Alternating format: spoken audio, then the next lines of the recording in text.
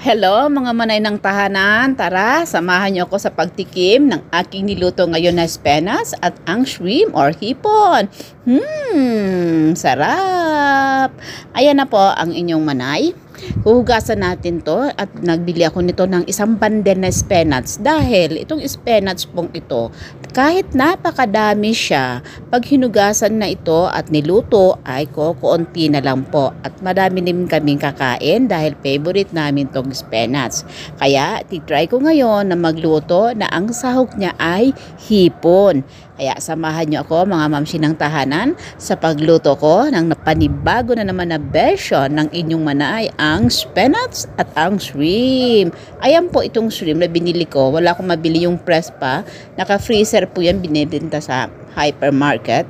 Ayan po, 500 grams yan at 500 din tuman sa pera po dito. Ayan na po yung spinach natin. Okay na, malinis na at mag-start na po tayo nitong maghiwa. Ayan po, ihiwain natin. Yung hindi ko po tinanggal yung tangkay po niyan dahil po masarap din po yan. Ilagay po sa gulay at malambot. Ayan, hinihiwa na ng manay. At napakadami nga pero mamaya makikita nyo, kukunti lang yan. Kasi kung kukunti lang man ang bibilhin ko, baka isang platito lang. Ayan na, ilagay na natin sa ating kawali ang ating spinach.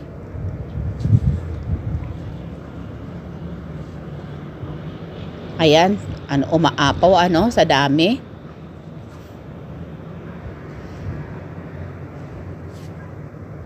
Sa dami talaga akala mo ititinda.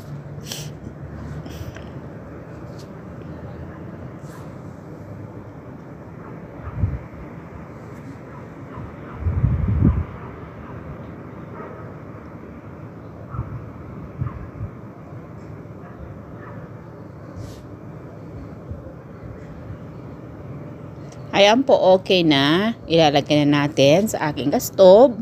Ayan, takpan natin. Nakikita nyo naman mga mamsi ng tahanan, ang takip halos lang hindi natin ma-flat.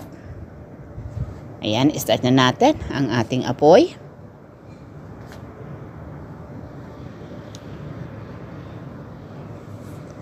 Ayan na po, check na natin ang ating spinach. Ayan, nakita nyo naman mga mamsi ng tahanan, kukunti na lang, bumaba na siya, lumambot na siya. Ayan, haluin natin dahil po nagsidikit-dikitan para ma-spread out natin yan at mahalo natin yan na mabuti. Ayan, yun naman ang ating hipon na igigisa natin muna. Ayan, hugasan muna natin kahit po binili natin yan sa naka-freezer, inuhugasan ko pa rin. Kahit malinis na nga po, pero may amoy pa rin yung amoy ng hipon. Ayan po, magigisa na po tayo ng hiwalay sa ating hipon. Dito naman sa amin, naririnig mo dito, bukas kasi ang bintana, may mga nag-iingay ng mga aso.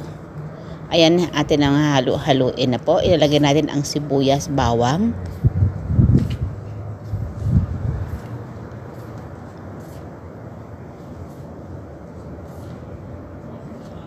Ayan po, ilagay na natin ang ating hipon.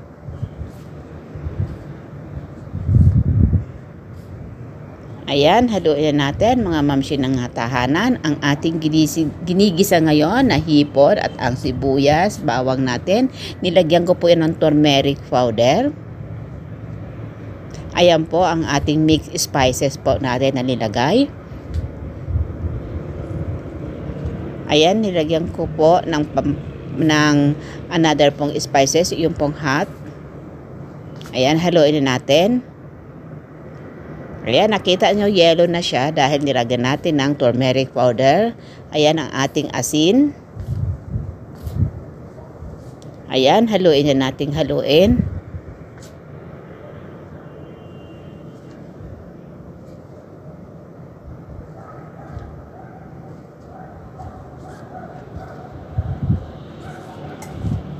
Ayan na po, dahil medyo naluto na natin ang ating hipon, ilalagay na natin yung ating gulay na spinach.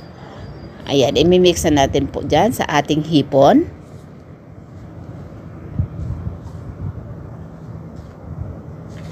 Ayan na po, nakikita nyo naman.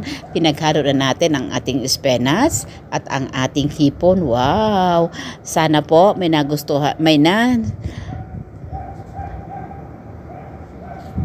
Sana po mayroon po kayong nakuhang bagong idea sa akin ngayon. Ang spinach po at ang ating shrimp, pwede naman kayong lumahok dyan ng isda o di kaya kung ano pwedeng ilahok, itry nyo po. Ayan, ang atin naman na kanin. Wow, ang sarap ng tanghalian ko ngayon. Napaka-sustansya. The healthy vegetable, ang spinach. Ayan na po, kain na po tayo. Samahan nyo ang inyong manay. Maraming salamat po sa inyong panonood ng aking YouTube channel at hindi pa po nakakapanood at hindi pa po nagsusubscribe, subscribe po kayo at i-click lang ang bell button below para updated kayo sa susunod. See you po my next video. God bless you all. Bye-bye!